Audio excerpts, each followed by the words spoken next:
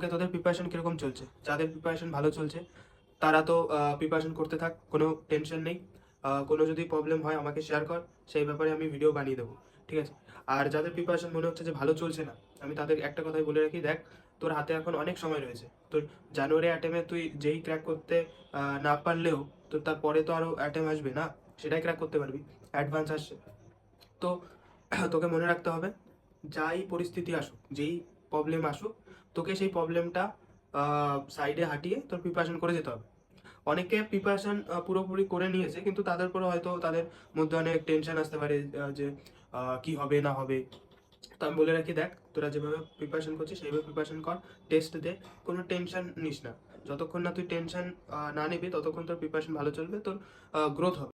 এবং যদি কখনো তোর মনে হয় যে আমি পড়ার মধ্যে কনসেন্ট্রেট করতে পারছি না, তখন তুই তোর পরিবারের যারা সদস্য রয়েছে তাদের সাথে কথা বল, বাবা মায়ের সাথে কথা বল, এবং তুই বাইরে যা, ঘোর, ঠিক আছে, বন্ধু বান্ধবের সাথে কথা বল। একদিন তুই যদি রেস্ট নিস তাহলে তোর প্রিপারেশনে কোনো প্রবলেম হবে না, ঠিক আছে? তো পড়তে থাক, এটাই আমার বলার ছিল।